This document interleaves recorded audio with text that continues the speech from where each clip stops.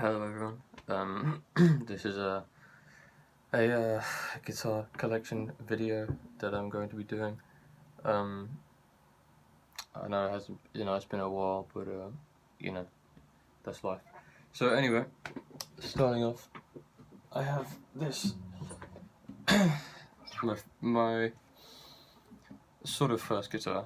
It was the first guitar I really played. It's a Valencia, classical nylon string. Bit out of tune. I rarely pick this up, and yeah, beautiful red. You can see maybe not so much because the light glare, but that's okay. The edges are a bit worn away because this is what I played on for a long time, for about a year consistently. And yeah, this is sort of where I started my guitar journey, or whatever you want to say. Yeah, I don't pick this up very much, but I do sort of compose my own classical pieces, like because it's still deep rooted inside me, yeah, that's out of tune.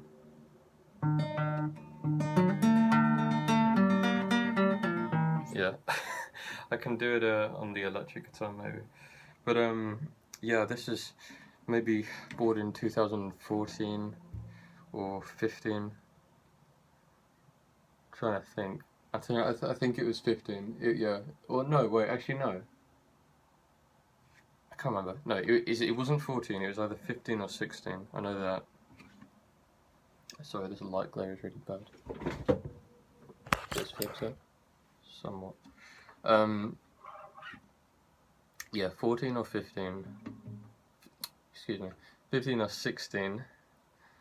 I can't remember the exact date, but yeah, no, it would have been 16 because I've been playing for 4 years. Yeah, it would have been 16. Great guitar. My guitar teacher loved it. It's cheap, £50, brand new, and it came in fine condition. And it plays well as well. I mean, when I was a guitarist, and I didn't exactly know what I was talking about anyway, but it does play pretty well. And then after that, not exactly after that, I had another one. I had an acoustic guitar. This is really dusty. I had an acoustic guitar. Oh. I'm used to playing left-handed. I had an acoustic. Yeah, sorry. I had an acoustic guitar, and that's right. So after about a year of classical guitar, I realized this isn't what I want to do. I want to play cool music, not all this. So I had this classical guitar, which was my first guitar. I just didn't play. The classical guitar is when I really started, when I actually picked up the guitar, and then I had this acoustic that just sat there and then I started learning doing the power chords and learning like Nirvana songs and whatever. And so then soon after that, then I got this electric guitar. So excuse all the dust, it lives under my bed. And I don't play it. So it's a Harley Benton. Forget the model name. I don't know what it is. And this is, yeah, and then I got really good on this, playing, doing lead stuff. This is currently unplayable because as you can see, the bridge is coming up. It only has one spring in the back because because when I modded my 12 string, which if you've seen the videos, you know what that's about. I took two springs from here, so my 12 string has 5 springs in it. Because obviously there's lots of tension with all those 12 strings. Anyway, so yeah, this is unplayable, but I can get some new strings, but springs, it's whatever. But yeah, this is I love the guitar. I really love this guitar so much. You know, the matte black finish. I think it's modelled after an Ibanez. You know, the reverse headstock. Um, 24 frets as well.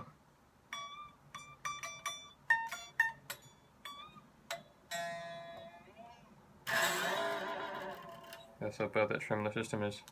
And it came in a great. Oh yeah, I love the little 12 fret marker thing. And yeah, literally nothing bad I can say. All the frets play well. The you know, action was straight. Nice neck, really lovely neck on it.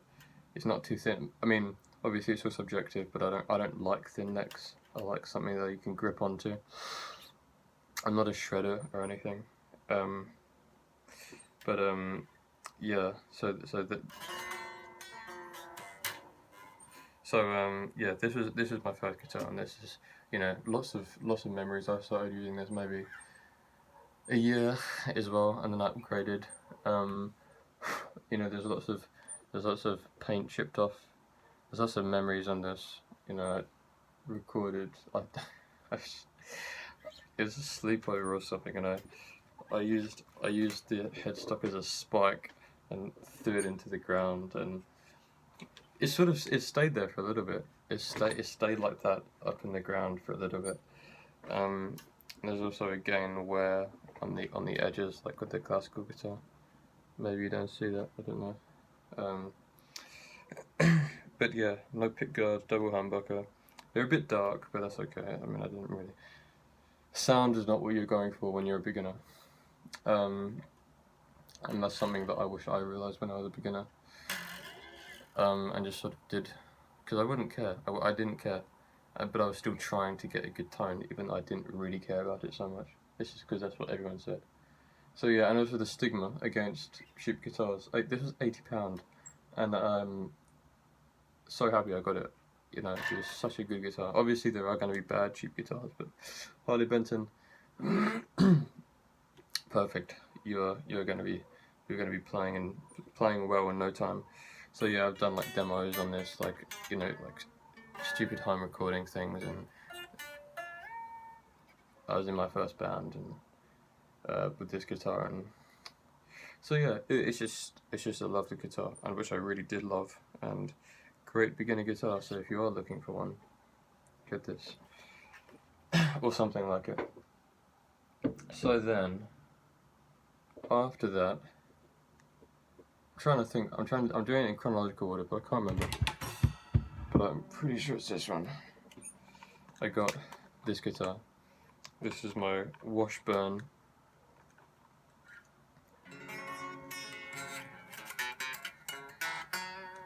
This is in June. Yeah, this is my Washburn. What does it say? X50 Pro Q. I don't think you can buy this brand new. I got this second-hand of Reverb for about 300 and something pound. It's got Seymour Duncans in them. Yeah, a nice red sort of. I guess you call that quilted maple. It is raised, so I assume it's quilted maple. I don't know. I got it second hand, so it's cheaper than the original price, and there's all the grain as well, which you can see, which I do enjoy. Bound neck as well, or glued in neck, not screwed in. To be honest, I do kind of prefer bolt-on necks, to be honest. I think there's something, I don't know. But this is a great guitar. This is really good money saver. It's got Grover tuners, really 18:1 ratio, really accurate, stay in tune. Obviously it's hard-tailed, but still it's you know, hardly ever goes out of tune. Yeah, the Seymour Duncan sound great. He has a single coil tap, but I never use that. I don't use it.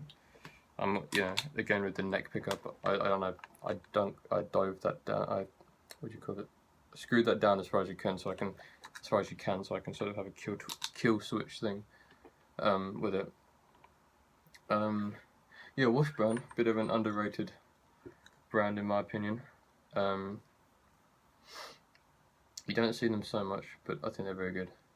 There's also with the with any Washburn guitar, made in Korea by the way. With any Washburn guitar, there's this Buzz Freighton system, tuning system. I don't know what it is. I tried researching it, didn't understand what it was, but that's something that it has.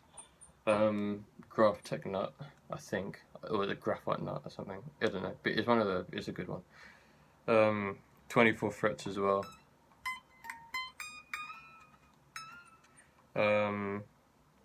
Yeah, and it came with a really nice strap, sort of this Celtic looking red, and it also came with a hard case as well, which never used because I'm not like carrying that around anywhere. I just use a gig bag. So yeah, this is a good guitar.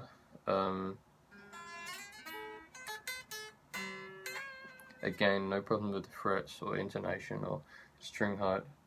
I can show you some of the classical stuff, sort of. Excuse me.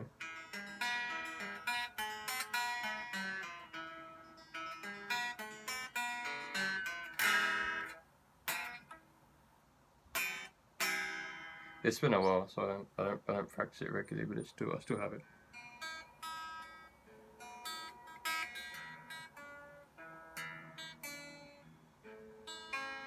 Also, it's a completely different feel, which does throw me off a little.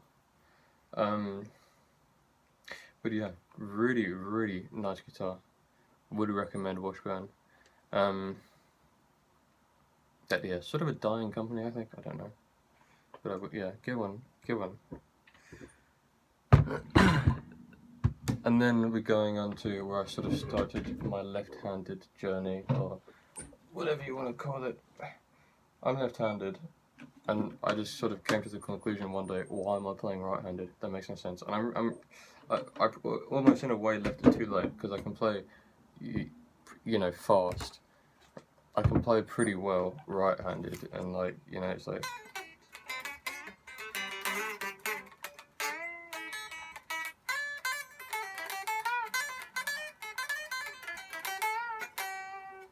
Sorry, I don't have all the distortion to sort of mask how bad I actually am, but that's okay. With all those missed notes. I haven't been playing right-handed very much either, because I've been doing left-handed a lot. Anyway, yeah, I just came to the conclusion, why am I playing right-handed? I might as well just play left-handed. Being a left-handed person, it's always cool to see a left-handed player in anything. So, you know, why wouldn't I add to that? So yeah, this is a Gearful Music acoustic. This is an alright guitar. It's got a, you know, a jack, which fell into the guitar. I lost the nut for it, so I like glued it, but I have never plugged that in. I don't know if that even conducts like signal, or if I even get the jack in there, but it does have it. Yeah, and it's got a little preamp and everything, you know, bass, middle, treble, and a presence and a volume. Presence and the middle control are surprising. You know, I thought usually they don't usually come with that. I don't think they usually come with tuners or something. But this doesn't have a tune. But whatever. Yeah, this is a fine guitar.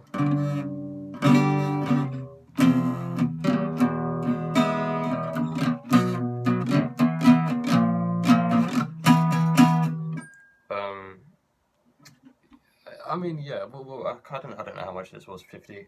It was below 100. I know that, so it wouldn't be 70 or something. It was cheap, but it was good. You know, you can't say anything bad. It plays okay. Maybe the action's a little high on the higher frets, but that's sort of that's fixable with a neck straight, and then also sort of a little more common with acoustic guitars anyway. You know, tuners could be a little better. Didn't come with a pick guard, but that's okay. It's got scratches on it because of that. I don't know if that picks up necessarily. And it's got dents on the fretboard where I knocked it and stuff like that. It's a you know it's just a guitar. It's not a bad one. It's not exactly a good one, but it's like also with acoustic guitars I think the bar for it is set a lot lower. It's like with an electric guitar, it's like the pickups and the pots in it and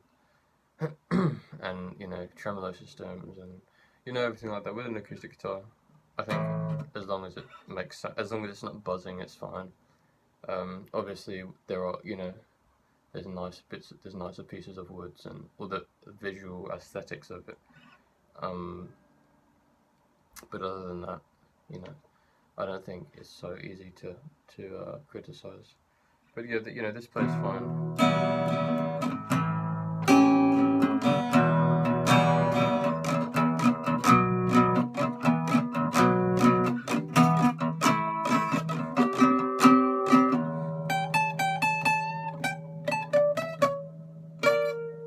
Yeah, it's harder with the higher frets because I can't get my thumb around or whatever. Yeah, and it has the cutaway if you do want to get higher. And I also did that black and white pins. That wasn't something the guitar came with. I do plan on modding this. There was this thing I saw in a Reverb, which was a Reverb kit for an acoustic guitar. Basically, I think you're using this screw here and something also on the top. You basically put a spring in your acoustic guitar, so it gives you spring reverb. Which I do plan on getting. It's from America, so there's a lot for shipping and then import duties as well, which I don't want to pay right now. But I think that's something I'll do. I don't know if I'll do it on this guitar. I want to get an Ibanez Torment acoustic guitar or something cooler, maybe a resonator guitar, but I can't do the spring thing if I get a resonator guitar. So I don't know. But I would put up, I do want a cool acoustic guitar. And then lastly, with my fifth guitar here, is the modded 12 string, which if you've seen all the videos, you would see the previous videos, you would see the journey of this and why it looks like this. So yeah, 12 strings, banjo tuner for that high G string, 3 pickups like a Nashville guitar, and that bridge one's a hub rail. Swapped the control panel around, put a kill switch in it, made a tremolo system in it with that 5 springs there, with a very poorly routed thing, and a record as a pickguard. Also, I put that sticker. I don't think I got this when I don't think I did that after all the videos, so you wouldn't have seen. When I got the if you saw my record collection video, you would have seen that I had the part 2. I had the Nirvana Live at the Paramount thing. I pre-ordered that, so I got it in clear, in orange translucent, and it came with that. It's like the pass that you get. I don't know if that came in like the standard ones as well. I assume it did, probably. I think that all that changed was the color of the record, but I don't know. Also, annoyingly, I broke. So my fix to stopping that high octave G breaking didn't help. It still breaks. So maybe that wasn't the issue in the first place, but it was something to try out, and I'm sure it did do something. I'm planning on maybe trying just tuning it to unison, like the high E and the high B. Also, moving up to a high string gauge. I think Diodario do 9s. These are 8s, and I hate 8s. I keep putting it out of tune, especially this G string. Now that there's not the higher string, I put so much more force on that string, and it knocks it out of tune. And it's annoying, but whatever. I will have to do a setup on this guitar. I think that the neck is bent. I don't know if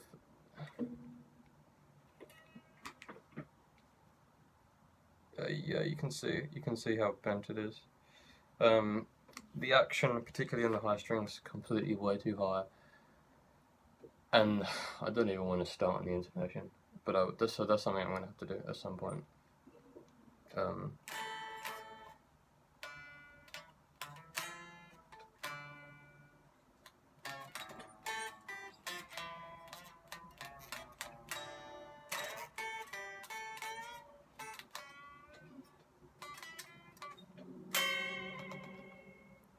um, yeah, so that's that. Bit of muse on there. Yeah. So then that's all been my guitars, and I suppose while I'm here, I'll do my pedals as well. I don't have many, so this won't take long. But yeah, that's been a little bit about all my guitars. With my Washburn, my main electric guitar, that's what I use to gig with, play live with. It's got the Seymour Duncan, so that's what the whole point of buying that guitar was, that it sounds good, that it's got a professional sound. Which, looking back on it, I don't believe in it anymore. I think you can get any sound you want as long as you have a good amp. I don't think it's solely to do with the pickups and good pedals as well.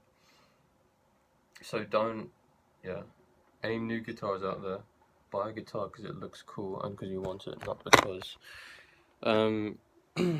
because it will sound good.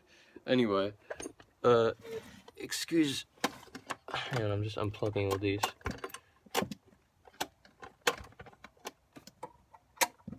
Okay. My main pedal, distortion pedal, is this Fig Farm Overdrive by Stone Deaf. This is cool. Has a, you can watch your own videos on it, but it's good. Has a built-in noise gate, which works well.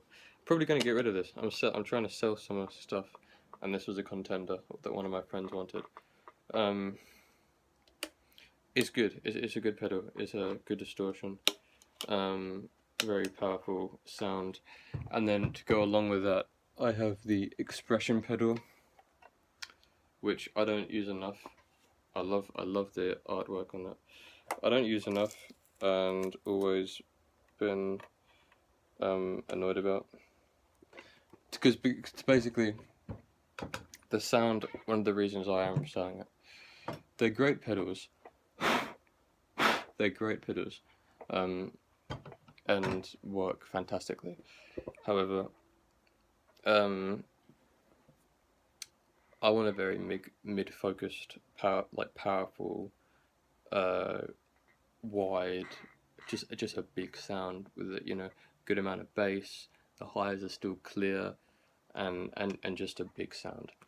But if you know how a wah works, you'll sort of understand what this is saying. But the expression, you have to have it in. You have to be cutting or boosting the mid-ranged. That's what that is. It says cut and boost, the one on the right or left, I can't remember, and then the frequency.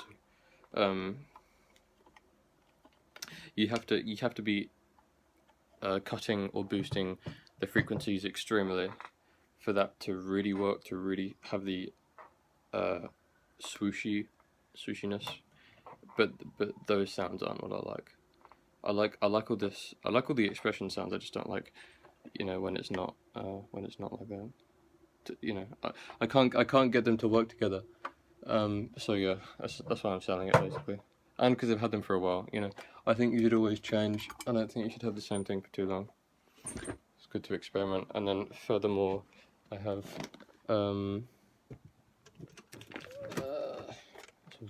I have some other pedals in my wardrobe which I'm just collecting now. There it is. Sorry for these camera angles, I don't know if they're bad or good because I'm not looking at my phone, but I'm just wishing me bad, so I'm so sorry. Anyway, this, to accompany the Fig Farm fuzz, I have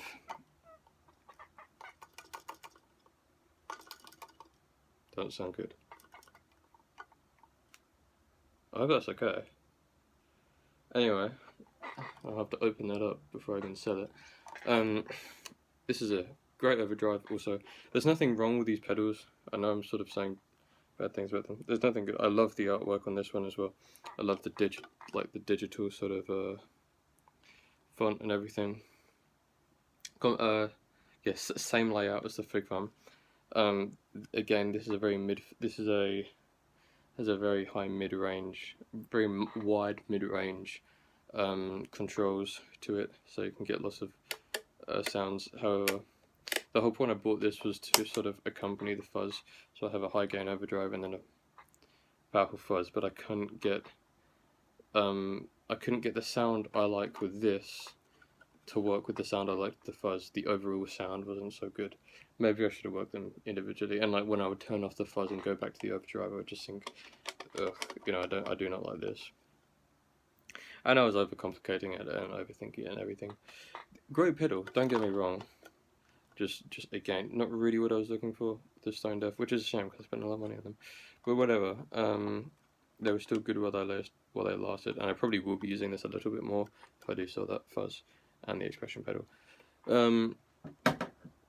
So yeah, so that's them. This has an expression output as well, so I can hook the expression pedal up to this if I would like. But yeah, these are good pedals. If you see them on you know, people doing videos, they're good. And you know, all metal enclosure, beefy big pedals, lots of controls. But simply, I'm not a person that likes controls. I like simplicity, and I just like to be able to plug in sound I like, play, you know, and when I'm given things to tweak, it just makes me overthink, and then it sort of ruins the experience. And then moving on, I have this Hotone Ravo modeling pedal, which is a good pedal. It does a lot of stuff. You know, it has a USB output. Has a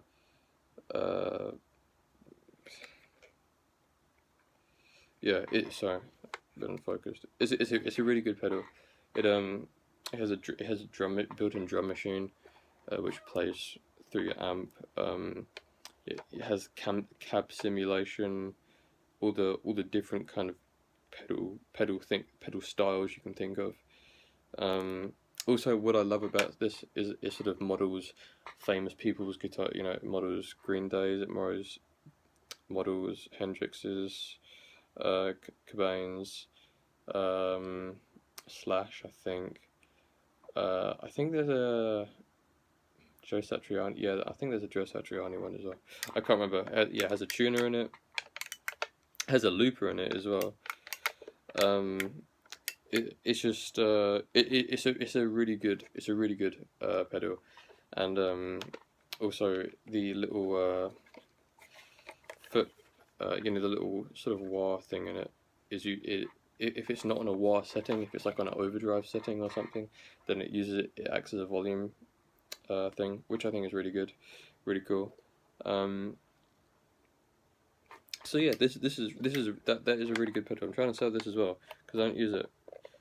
It was cool to trial the sounds, but once you trial them, it's like, yeah, I don't really want this anymore. It's like that from my experience anyway. It's like it's just it's, you know, you find a sound you like and then that's the sound you go with. And I didn't really change it again because simplicity and everything, and I'm not really changing my sounds very often. But aside from that, apart from previous things, like I had a couple Behringer pedals. I had an Ultra Distortion or something. I can't remember. It's like in a pink sort of ready housing. Hated that pedal. Absolutely hated it. I think it was modelled after the HM2, the Boss one, the heavy metal, or the Metal Zone. Sorry. I think it was modelled after that. I hated that pedal. And I also had a chorus as well. Which you know, that was a good chorus. It sounded nice. But that was a yellow one. And yeah, but I sold those. They were cheap as well. I also have a Boss Katana, 50 watt, I think. Good amp as well. Again, too much things in it for my liking personally. And so I'm sort of trading all my stuff to get more stuff that I know I would like. My next thing that I'll probably do a review of it.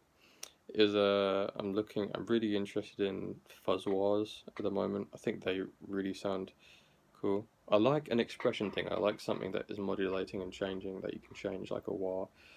Um, and I also like fuzz, so I have a 2-in-1. But specifically the USSR made ones. I don't know why, but they made a lot of fuzz wahs and fuzz wah tremolos as well. Like it's all one unit, it's all one pedal. Um, and they're not digital or anything. Um, but yeah, I really want to get one of those. I think that would be really cool. So a fuzz wah is what I'm looking for next. Is what I'll once I sell some of my stuff, I'll definitely buy one of those. Also a reverb, an original spring like an actual spring reverb, not just a pedal. I think they're very cool, and also maybe eventually down the line like a proper tape delay with real tape. I do think that's so cool. I don't know. Obviously, they're a little unpractical, and I understand that. But it's like if you're given the option of why wouldn't you do that? It's like so much cooler. It's like I was interested in octaves, but I'm not gonna get an octave pedal. I'm just putting these pedals away. I'm not gonna get an octave pedal. I'm just gonna get a 12 string, which does that. Which does that. You know, like authentically without. It's some sort of like sick mentality where it's like older things are better. Like it's like the more vintage things, and like people who think vinyl records are like the ultimate music platform, which I don't agree with. I think there's an authenticity to them and there's a vibe to them, but they're not like superior in any way. And I'm not saying these are either, but I do think they're a lot cooler. And some of them aren't too expensive either. You know, I mean they're not exactly cheap, but they're not massively expensive. So anyway, I hope you enjoyed this video on me talking about gear and the gear I have. Yes, thank you for watching. I'll see you in the next video, whenever that is. Probably not soon, but we'll see.